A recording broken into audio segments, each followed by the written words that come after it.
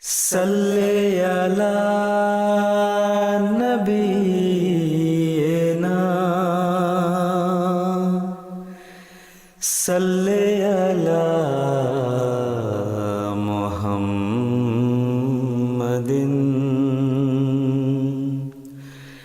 सल्ले अला नबीना सल्ले अला मुहम्मदिन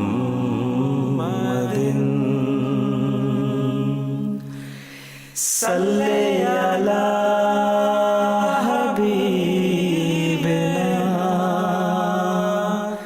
सल्ले अला मुहम्मदिन।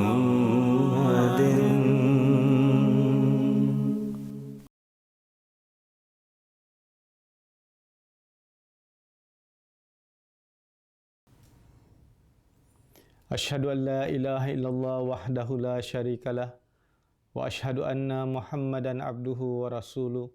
Amma ba'du, fa'udzu billahi minasyaitonir rajim. Bismillahirrahmanirrahim. Rabbi shrah li sadri wa yassir li amri wahlul 'uqdatam min lisani yafqahu qawli. Sidang penuntun yang saya kasihi, Assalamualaikum warahmatullahi wabarakatuh. Dan saya berdoa kepada Allah Ta'ala, semoga anda semua, tak kira di mana berada, baik di Malaysia, Singapura, Indonesia, Brunei, Thailand, Cambodia, semoga anda semua berada di dalam rahmat dan kasih sayang Allah Subhanahu Wa Ta'ala. Kita masih lagi di dalam bulan Rabiul Awal, di mana bulan ini merupakan bulan yang sangat dekat dengan hati dan kehidupan seorang Muslim. Di mana bulan inilah yang tepatnya bertarikh 12 Rabiul Awal, Allah Subhanahu Wa Ta'ala telah mengabulkan doa seorang utusannya, yakni Hazrat Ibrahim alaihissalatu, di mana beliau berdoa kepada Allah Subhanahu Wa Ta'ala, A'udzubillahi minasyaitonirrajim. Rabbana wab'as fihim rasulam minhum yatlu alaihim ayatika wa yu'allimuhumul kitaba wal hikmah wa yuzakkihim innaka antal azizul hakim. Satu doa yang telah menggoncang arasy Allah Subhanahu Wa Ta'ala. Satu doa yang merupakan rintihan seorang utusan Allah Subhanahu Wa Ta'ala.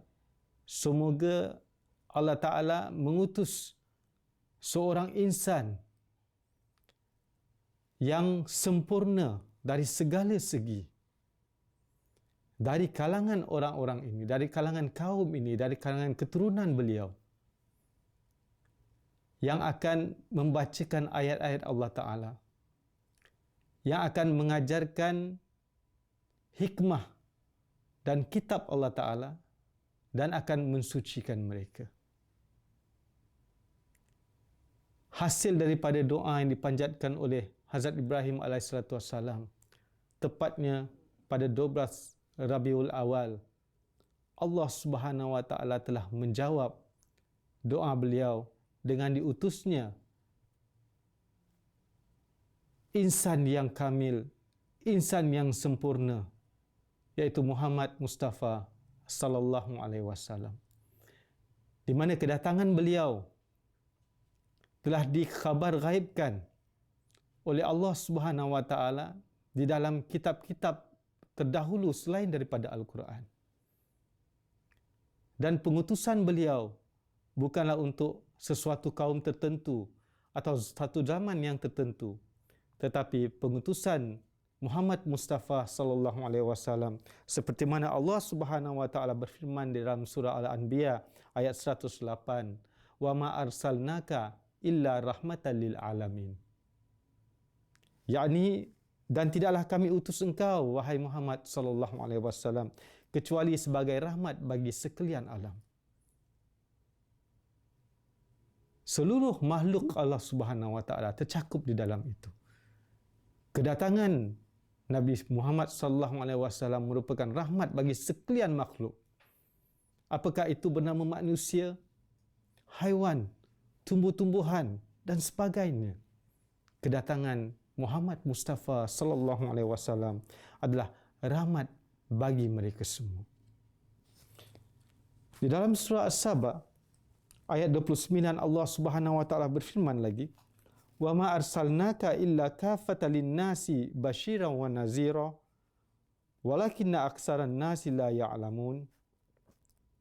Di sini juga Allah Subhanahu wa taala memberitahukan kepada kita semua bahawa sesungguhnya kami tidak mengutus engkau melainkan untuk seluruh manusia sebagai pembawa khabar suka dan pemberi peringatan. Tetapi kebanyakan manusia tidak mengetahui. Kita tahu bahawa ketika Rasulullah sallallahu alaihi wasallam diutus oleh Allah Taala sebagai utusannya yang memberikan khabar gembira dan pemberi peringatan kepada manusia. Tetapi kebanyakan manusia menolak akan nikmat yang Allah Ta'ala berikan ini. Jadi, tuan-tuan dan puan-puan sekalian, Rasulullah SAW merupakan insan yang telah diangkat oleh Allah Subhanahu Wa Ta'ala sebagai Rasul pembawa cahaya kebenaran kepada kehidupan umat manusia yang tenggelam di dalam kegelapan rohani. Tidak dapat ditolak bagaimana keadaan kehidupan orang-orang di tanah Arab pada waktu itu ketika Rasulullah SAW diutus oleh Allah Subhanahu Wa Taala. Malah sebelum itu, bagaimana mereka semua tenggelam di dalam kesyirikan, mereka tenggelam di dalam kesesatan, mereka tenggelam dalam segala perbuatan buruk. Menggauli ibu mereka sendiri, menggauli saudara perempuan mereka sendiri merupakan satu kebahagiaan kepada mereka.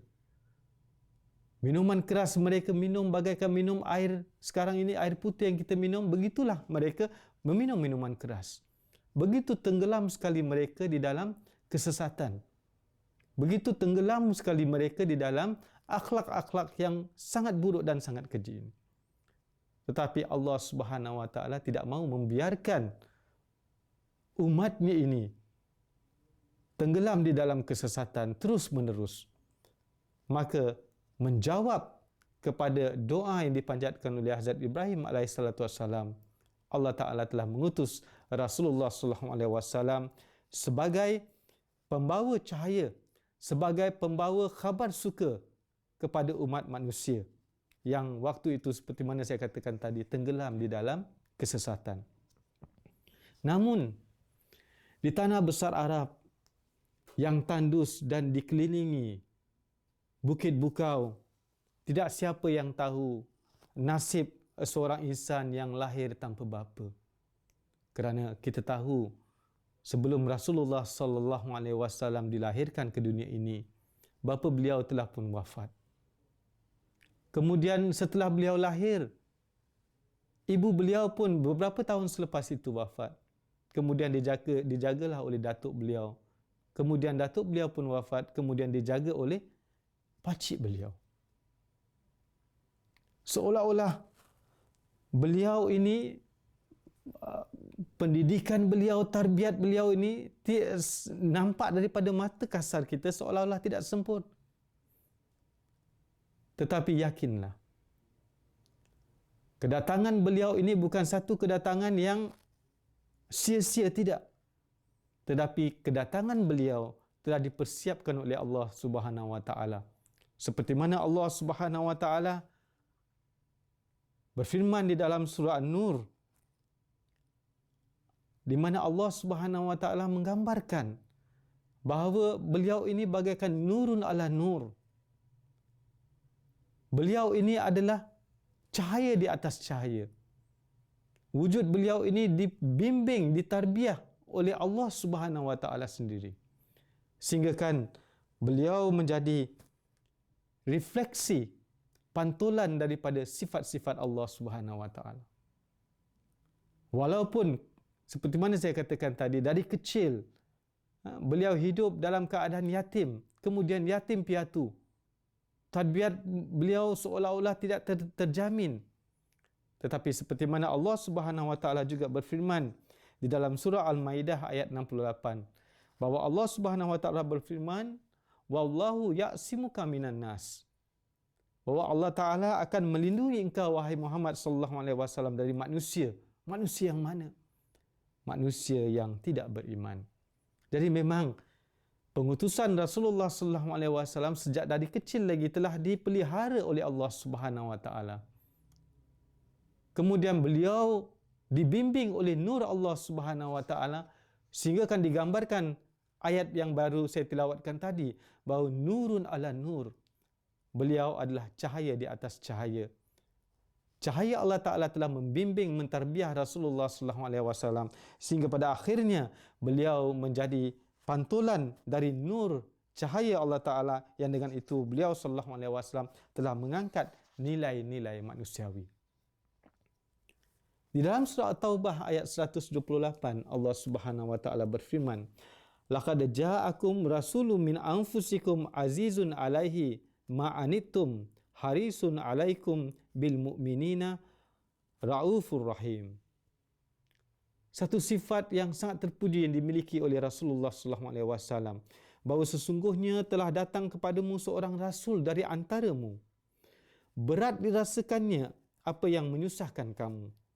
Dia sangat mengharapkan kesejahteraan bagimu, dan terhadap orang-orang mukmin ia sangat berbelas kasih dan sangat penyayang. Inilah sifat yang sangat cantik, yang sangat indah yang digambarkan oleh Allah Ta'ala bagi wujud suci Rasulullah SAW. Bahawa dia tidak boleh melihat orang lain itu berada dalam keadaan yang susah. Dia tidak mahu orang lain itu tenggelam di dalam kesusahan. Dia tidak sanggup melihat apalagi umatnya.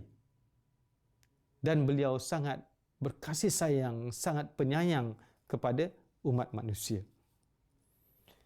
Kemudian dalam surah Al-Imran ayat 160, Allah Subhanahu wa taala menggambarkan lagi bagaimana sifat Rasulullah sallallahu alaihi wasallam.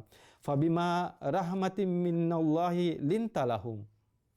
Dan oleh kerana rahmat dari Allah maka engkau bersikap lemah lembut terhadap mereka. Sifat yang sangat terpuji yang dimiliki oleh Rasulullah sallallahu alaihi wasallam. Kemudian digambarkan lagi oleh Allah Subhanahu wa taala, laqad kana lakum fi rasulillahi uswatun hasanah. Bahawa sesungguhnya dalam diri Rasulullah sallallahu alaihi wasallam itu ada uswah, ada contoh yang terbaik bagi kamu semua. Semua ayat-ayat yang saya kongsikan bersama para penonton sekalian sebentar tadi, semua itu menggambarkan, memberitahukan kepada kita semua sifat-sifat yang terpuji yang dimiliki oleh Rasulullah sallallahu alaihi wasallam dengan sangat jelas sekali. Sesungguhnya beliau sallallahu alaihi wasallam merupakan pantulan, refleksi daripada sifat-sifat Allah Taala. Hazrat Masih Maud alaihissalam, Hazrat Mirza Ghulam Ahmad alaihissalam bersabda, menuliskan bahawa kalau sahaja orang-orang dunia mengenal dan mengetahui kehidupan suci Rasulullah sallallahu alaihi wasallam dan uswah hasanah beliau sallallahu alaihi wasallam, maka mereka juga pasti akan mengirimkan puji-pujian ke atas beliau sallallahu alaihi wasallam. Ini bukan satu dakwaan yang tidak berasas. Malah Al-Quran sendiri memberikan kesaksian terhadap perkara ini, di mana Allah Subhanahu wa taala berfirman, innallaha wa malaikatahu yusalluna 'alan nabi ya ayyuhallazina amanu sallu 'alaihim wa sallimu taslima. Sesungguhnya Allah dan para malaikat mengirimkan selawat ke atas nabi. Wahai orang-orang yang beriman, kirimkanlah selawat dan salam ke atasnya, iaitu ke atas Nabi Muhammad sallallahu alaihi wasallam. Beliau sallallahu alaihi wasallam telah meninggikan ajaran dan contoh yang sempurna kepada umat manusia. Kehidupan Rasulullah sallallahu alaihi wasallam yang syarat dengan sifat peribadinya yang mulia dalam kelakuan, tingkah laku dan setiap detik perjalanan kehidupan beliau sallallahu alaihi wasallam adalah merupakan Al-Quran yang berjalan. Al-Quran yang bergerak. Seperti mana ketika sahabat-sahabat bertanya kepada Hazrat Aisyah radhiyallahu taala anha, bagaimanakah akhlak Rasulullah sallallahu alaihi wasallam? Beliau, Hazrat Aisyah radhiyallahu taala anha menjawab bahawa akhlak beliau adalah Al-Quran. Jadi inilah cantiknya akhlak Rasulullah sallallahu alaihi wasallam, yang mana semua sifat-sifat yang beliau perlihatkan kepada kita semua itu adalah merupakan jalan menuju kepada Allah Taala yang telah dipercontohkan oleh Rasulullah sallallahu alaihi wasallam kepada kita untuk kita amalkan. Dan jalan inilah yang dapat menyampaikan kita kepada Allah Taala, seperti mana Rasulullah sallallahu alaihi wasallam dengan akhlak-akhlak yang sangat terpuji ini membuatkan beliau begitu dekat dengan Allah Taala. Kita juga sebagai pecinta sejati Rasulullah sallallahu alaihi wasallam, kalau kita mengikuti dan mengamalkan akhlak-akhlak suci Rasulullah sallallahu alaihi wasallam, maka kita juga akan dapat meraih kecintaan Allah Taala. Allah Subhanahu wa taala di dalam ayat lain berfirman bahawa kul in kuntum tuhibbunallaha fattabi'uni yuhibbukumullah. Bahawa kalau kita katakan Muhammad kepada umatmu, kalau kamu ingin meraih kecintaan Allah Ta'ala, kalau kamu ingin dicintai oleh Allah Subhanahu Wa Ta'ala, maka ikutilah aku, iaitu ikutilah Muhammad Sallallahu Alaihi Wasallam, maka Allah Ta'ala akan mencintai kamu. Jadi untuk kita meraih kecintaan Allah Ta'ala, tidak ada jalan lain kecuali kita haruslah dan wajib menghidupkan akhlak-akhlak yang cantik, yang indah yang diperlihatkan oleh Rasulullah Sallallahu Alaihi Wasallam kepada kita semua, supaya dengan itu nanti kita akan menjadi orang-orang yang dapat meraih kasih sayang Allah Ta'ala. Muhammad Sallallahu Alaihi Wasallam merupakan insan yang sangat mulia, yang merupakan rahmat bagi alam semesta dan merupakan kekasih Allah Ta'ala, dan yang di dalam hadis qudsi Allah Ta'ala berfirman, laulaka lama khalaqtu aflaq. Begitu tingginya martabat darjat Rasulullah sallallahu alaihi wasallam, bahawa Allah Ta'ala sendiri berfirman bahawa laula kalama khalaqtu aflaq, kalau bukan kerana engkau wahai Muhammad sallallahu alaihi wasallam, tidak aku ciptakan alam semesta ini dan kandungannya. Isi kandungannya ini tidak akan aku ciptakan. Jadi diciptakannya alam semesta ini dan isi kandungannya ini, kita semua ini, kerana Rasulullah sallallahu alaihi wasallam. Insan yang berjaga malam. Beliau sangat kurang tidur. Dan beliau mendoakan untuk kesejahteraan umatnya, untuk kebaikan pengikut-pengikutnya dan sahabat-sahabatnya, dan bukan terbatas hanya setakat itu saja. Malah beliau berjaga malam mendoakan untuk seluruh umat manusia. Apakah orang itu menerima beliau ataupun orang itu menentang beliau. Kerana kedatangan beliau adalah merupakan rahmatan lil alamin. Beliau senantiasa mendoakan untuk kesejahteraan umat manusia keseluruhannya. Seperti mana saya katakan tadi, bukan saja untuk orang-orang ataupun pengikut-pengikut beliau, tetapi beliau sebagai rahmatan lil alamin mendoakan untuk semua umat manusia. Beliau sallallahu alaihi wasallam selalu merasa gelisah melihat kesusahan, kedukaan dan kesedihan yang dihadapi oleh orang lain.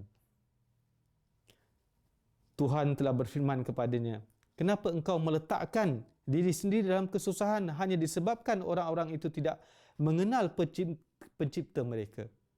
Itulah Muhammad sallallahu alaihi wasallam yang diciptakan, yang diutus oleh Allah Subhanahu wa taala untuk rahmatan lil alamin.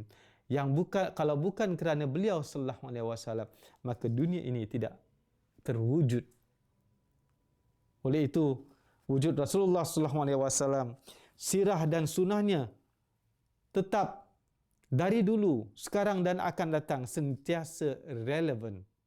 Bukan saja untuk orang Islam, malah untuk seluruh umat manusia. Seperti mana saya katakan tadi, untuk orang yang beriman maupun untuk orang yang tidak beriman, yang belum menerima beliau, akhlak, sirah, kehidupan suci Rasulullah SAW tetap relevan bukan kepada umat Islam tetapi untuk manusia sejagat. Semuanya kalau ingin meraih kedekatan Allah Subhanahu Wa Taala, maka tidak ada jalan lain kecuali kita haruslah mengikuti sunnah-sunnah suci Rasulullah sallallahu alaihi wasallam. Justru kehidupan Rasulullah sallallahu alaihi wasallam memberikan jawapan yang ampuh yang mampu memecahkan segala persoalan dan masalah yang dihadapi oleh generasi manusia di setiap zaman. Jadi bukan untuk, seperti mana saya katakan tadi, pengutusan beliau itu bukan untuk kaum tertentu ataupun untuk zaman tertentu. Tetapi pengutusan beliau adalah untuk orang yang dulu, sekarang dan yang akan datang. Kalau kita ingin berjaya di dalam kehidupan kita, kalau kita ingin mendapat kedekatan dan meraih kasih sayang dan kecintaan Allah Subhanahu Wa Taala, jalannya adalah mengikuti Rasulullah sallallahu alaihi wasallam. Beliau merupakan muhsin insaniat dan beliau adalah wujud yang sangat mencintai kemanusiaan, yang bangun di tengah malam berdoa kepada Allah Taala supaya nilai-nilai kemanusiaan ini jangan hilang di telan zaman. Jadi inilah wujud suci Rasulullah sallallahu alaihi wasallam. Hazrat Masih Maud alaihi salatu wasallam menjelaskan kepada kita semua bahawa inilah yang seharusnya kita lakukan kalau kita ingin meraih keredaan dan kecintaan Allah Subhanahu wa taala. Tidak ada jalan lain kecuali kita mengikuti dan mengamalkan serta menghidupkan sunnah-sunnah suci Rasulullah sallallahu alaihi wasallam. Seperti mana saya katakan tadi, bahawa Allah Subhanahu wa taala sendiri mengirimkan selawat, dan Allah Subhanahu wa taala juga memberitahukan kepada kita bukan Allah sahaja, malah malaikat pun mengirimkan selawat kepada Rasulullah sallallahu alaihi wasallam. Dan Allah Subhanahu wa taala memerintahkan kepada orang-orang yang beriman, kirimkanlah selawat dan salam ke atasnya ini Muhammad sallallahu alaihi wasallam. Apa sebabnya? Kenapa Allah sangat menekankan kepada orang-orang mukmin untuk membaca selawat? Mesti ada rahsia di sebalik itu. Apakah Rasulullah sallallahu alaihi wasallam memerlukan doa-doa kita? Tidak, tuan-tuan dan puan-puan sekalian. Rasulullah sallallahu alaihi wasallam tidak memerlukan doa-doa kita. Bahkan di sini dalam ayat ini, dia yakni Allah Subhanahu wa taala telah mengajarkan caranya kepada kita, bahawa wahai hamba-hambaku, apabila kamu hadir di hadapanku, apabila kita berdoa kepada Allah Subhanahu wa taala, hadir di hadapan Allah Subhanahu wa taala dengan membawa doa-doa dan permintaan-permintaan kita di hadapan Allah taala, maka untuk menjadikan doa-doa kita itu terkabul dan keperluan-keperluan kita itu dapat dipenuhi, perantaranya hanyalah satu, iaitu datanglah kepada Allah Subhanahu wa taala dengan perantaraan nabi kesayangannya, iaitu Muhammad sallallahu alaihi wasallam. Jika kita tidak memilih perantaraan ini, maka semua ibadat-ibadat kita akan menjadi sia-sia. Begitu juga doa-doa yang kita panjatkan kepada Allah Subhanahu wa taala tidak dikabulkan oleh Allah taala. Jadi Rasulullah sallallahu alaihi wasallam merupakan wasilah, merupakan perantara terkabulnya doa-doa kita. Sebab itulah Allah Subhanahu wa taala memerintahkan kepada kita sebagai orang-orang yang beriman, sebagai orang-orang mukmin, supaya kita mengirimkan selawat kepada Rasulullah sallallahu alaihi wasallam. Seperti mana saya katakan tadi, Rasulullah SAW tidak memerlukan memerlukan doa-doa kita, tidak. Dan dengan doa-doa kita itu bukannya meninggikan derajat Rasulullah SAW, tidak. Tetapi kita memerlukan membaca selawat ini supaya doa-doa kita itu dikabulkan oleh Allah Ta'ala. Dan berkenaan dengan selawat ini, para penonton sekalian, banyak sekali hadis-hadis yang diterangkan oleh para sahabat-sahabat radhiyallahu ta'ala anhum. Saya ingin kongsikan bersama kita semua supaya kita faham dan kita tahu betapa pentingnya, betapa perlunya kita membaca selawat ini, mengirimkan selawat kepada Rasulullah sallallahu alaihi wasallam. Di dalam sebuah hadis yang diriwayatkan oleh Hazrat Abdullah bin Mas'ud radhiyallahu ta'ala anhu, bahawa Rasulullah sallallahu alaihi wasallam bersabda, pada hari kiamat, dari antara orang-orang yang paling dekat dengan saya ialah orang yang paling banyak mengirim selawat ataupun mengirim salam kepada saya. Jadi Rasulullah SAW memberitahukan kepada sahabat beliau ini bahawa orang yang paling dekat dengan beliau di hari kiamat nanti adalah mereka yang sentiasa mengirimkan selawat dan salam buat Rasulullah SAW. Kemudian dari Hazrat Abdullah bin Umar bin Al-As meriwayatkan bahawa beliau mendengar Rasulullah SAW bersabda, apabila kamu mendengar orang yang azan sedang menyampaikan azan, maka kamu pun ulangilah kata-kata yang dia katakan. Kemudian sampaikanlah selawat kepada saya. Barang siapa yang mengirim selawat pada saya, maka Allah akan menurunkan rahmatnya 10 kali ganda. Kemudian beliau bersabda lagi, mintalah pada Tuhan untuk saya wasilah. Ini merupakan satu martabat, satu tingkatan yang akan didapatkan oleh seorang dari antara hamba-hamba Allah. Dan Rasulullah SAW bersabda, dan saya mengharapkan bahawa nanti orang itu adalah saya. Siapapun yang meminta wasilah atau perantara pada Tuhan untuk saya, syafaat akan menjadi halal baginya, iaitu dia berhak memperolehi syafaat. Jadi dengan membaca selawat dan salam, mengirimkan selawat dan salam buat Rasulullah SAW, maka kita akan mendapat syafaat.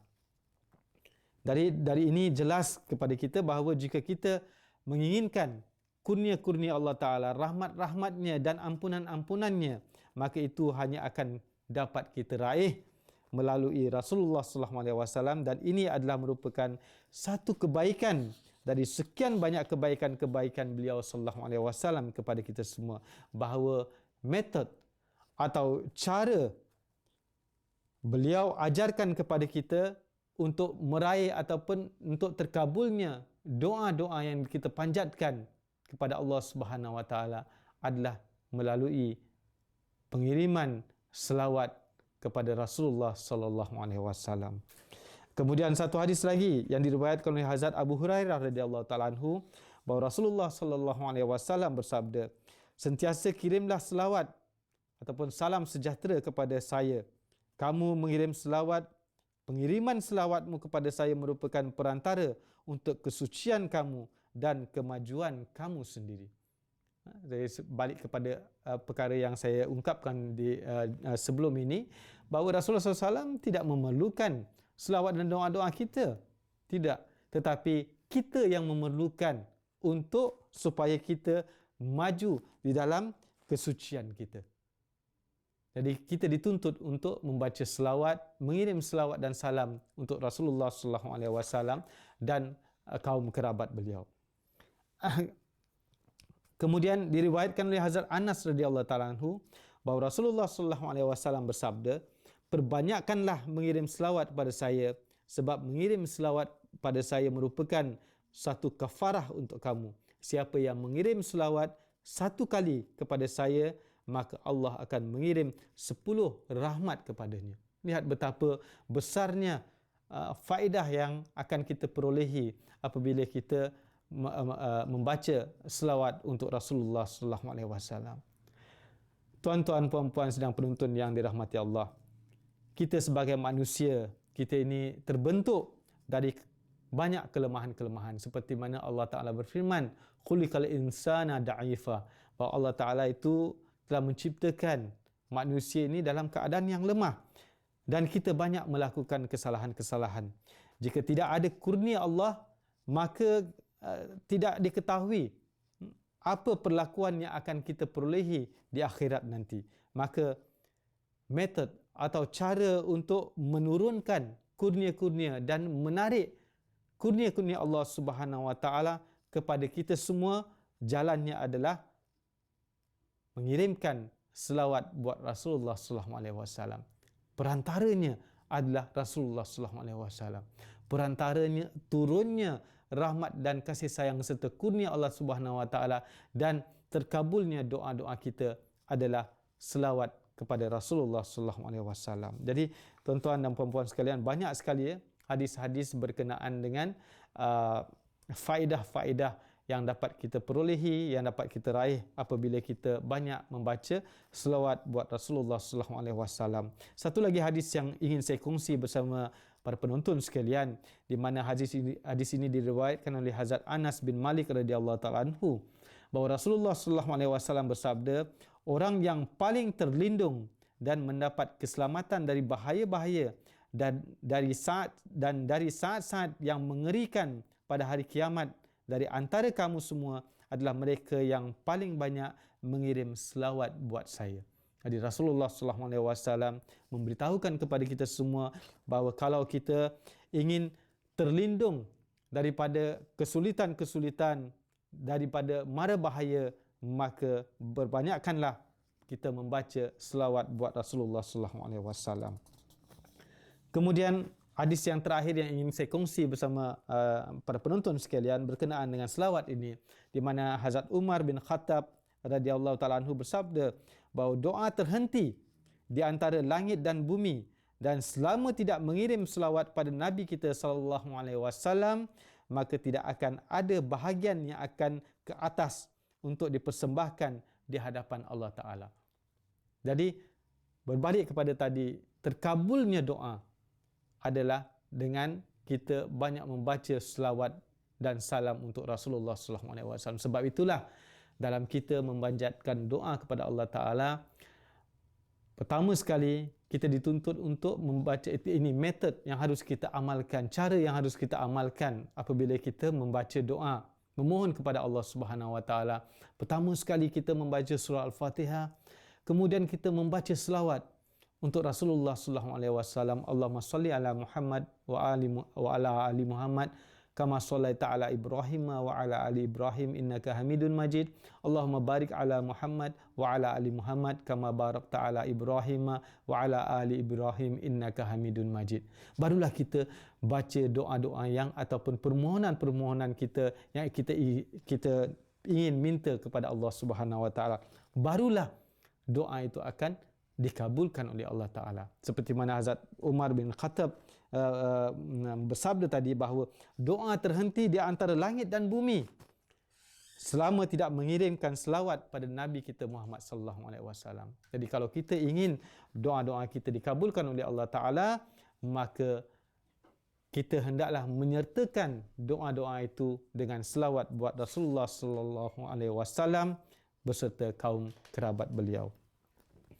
Hazrat Masih Maud alaihissalam bersabda berkenaan dengan selawat ini, sekalipun Rasulullah SAW tidak berkepentingan pada doa-doa siapa pun, tetapi di dalamnya terdapat satu rahsia yang sangat dalam. Seorang yang kerana ada ikatan cinta peribadi, dia memohon berkat dan rahmat untuk seseorang, maka akibat adanya jalinan cinta peribadi, dia menjadi satu bahagian wujud dari orang itu. Jadi kalau kita cinta kepada seseorang itu kita cinta kepada Rasulullah SAW. Kita mengirimkan selawat buat Rasulullah SAW dan kita berdoa kepada Allah Subhanahu Wa Taala, maka jalinan cinta peribadi yang ada dalam diri kita terhadap Rasulullah SAW itu akan membuatkan doa-doa kita itu dikabulkan oleh Allah Subhanahu Wa Taala dan akan membuatkan berkat-berkat akan turun kepada kita semua. Selanjutnya beliau bersabda, dan kerana kurnia-kurnia Tuhan yang esa tidak terhingga, maka oleh kerana itu orang-orang yang membaca selawat, yang menginginkan dan memohon berkat untuk Rasulullah SAW akan mendapatkan bahagian dari berkat-berkat yang tidak terhingga sesuai dengan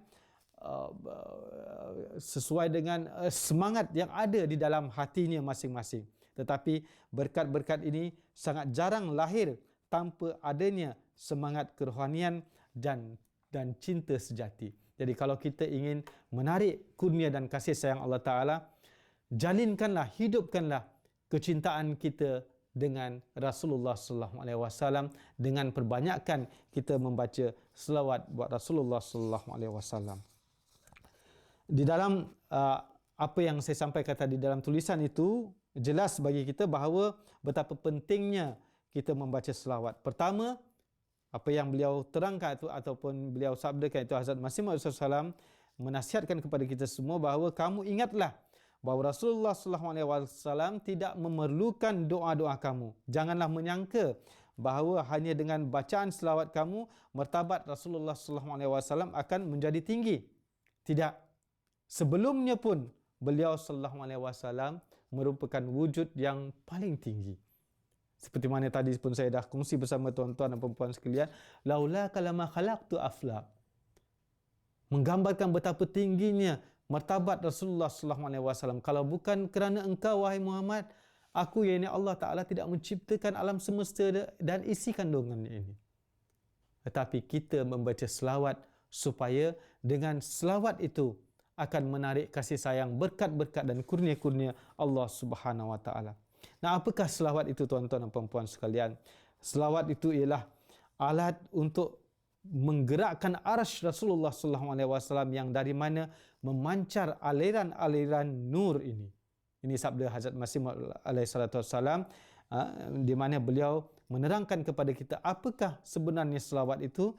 Selawat itu adalah alat untuk menggerakkan arsy Rasulullah SAW yang dari mana memancar aliran-aliran nur ini. Barang siapa yang ingin meraih berkat dan kurnia Tuhan, maka seharusnya lah dia memperbanyakkan membaca selawat supaya timbul gerakan dalam berkat-berkat itu. Oleh itu, tuan-tuan dan puan-puan sekalian, para penonton sekalian, terlalu banyak berkat-berkat yang terdapat di dalam wujud suci Rasulullah SAW. Dan keberkatan itu dapat kita raih bersama apabila kita banyak membaca, mengirimkan selawat buat Rasulullah SAW. Kullu barakatin min Muhammadin sallallahu alaihi wasallam. Dewasa ini, tuan-tuan dan puan-puan sekalian, kita banyak melihat banyak sekali usaha-usaha untuk memburukkan wujud suci Rasulullah sallallahu alaihi wasallam oleh orang-orang yang cetek akal fikirannya. Sebagai seorang muslim yang sejati, sebagai pecinta sejati Rasulullah sallallahu alaihi wasallam, menjadi kewajipan kita untuk membela wujud suci Rasulullah sallallahu alaihi wasallam dari terus dihina oleh mereka-mereka yang cetek akal fikirannya. Tapi apakah caranya yang diajarkan oleh Rasulullah SAW kepada kita semua? Tidak ada jalan lain. Caranya adalah dengan kita menghidupkan akhlak-akhlak suci yang diajarkan oleh Rasulullah SAW. Oleh kerana itu, tuan-tuan dan puan-puan sekalian, marilah kita memelihara wujud suci Rasulullah SAW ini dari terus dicela oleh orang-orang yang berfikiran cetek dan dangkal ini. Kita melihat bagaimana Allah Subhanahu Wa Taala telah mengirimkan debu dan laba-laba untuk melindungi Rasulullah SAW ketika beliau masih hidup lagi. Sekarang beliau tidak ada lagi. Tetapi bagaimana caranya kita boleh melindungi wujud suci Rasulullah SAW dari terus dihina oleh mereka-mereka yang cetek akal ini adalah dengan kita menghidupkan ajaran-ajaran suci, akhlak-akhlak yang cantik yang diajarkan oleh Rasulullah SAW kepada kita semua di dalam kehidupan kita. Maka dengan jalan itulah kita dapat membela wujud suci Rasulullah SAW. Betapa besarnya berkat-berkat dan kurnia-kurnia yang akan dapat kita perolehi apabila kita banyak membaca selawat dan mengirimkan salam untuk Rasulullah SAW dan kaum kerabatnya, keluarganya, ahli keluarganya. Maka oleh kerana itu, tuan-tuan dan puan-puan sekalian, kita ajarkan diri kita dan anak keturunan kita semua supaya kita membaca, banyak-banyak membaca selawat untuk Rasulullah SAW dan bukan sekadar membaca saja, malah menghayati dengan menghidupkan akhlak suci Rasulullah SAW di dalam kehidupan kita. Semoga Allah Subhanahu Wa Taala memberikan taufik dan hidayah kepada kita semua untuk kita menjadi pengikut-pengikut sejati Rasulullah SAW, pecinta-pecinta sejati Rasulullah SAW dengan menghidupkan akhlak suci Rasulullah SAW dan perbanyakkan membaca selawat buat Rasulullah SAW. Allahumma salli ala Muhammad wa ala ali Muhammad kama sallaita ala Ibrahim wa ala ali Ibrahim innaka Hamidun Majid. Allahumma barik ala Muhammad wa ala ali Muhammad kama barakta ala Ibrahim wa ala ali Ibrahim innaka Hamidun Majid. Assalamualaikum warahmatullahi wabarakatuh. salli ala nabiyyina salli ala muhammadin salli ala nabiyyina salli ala muhammadin salli ala habibina salli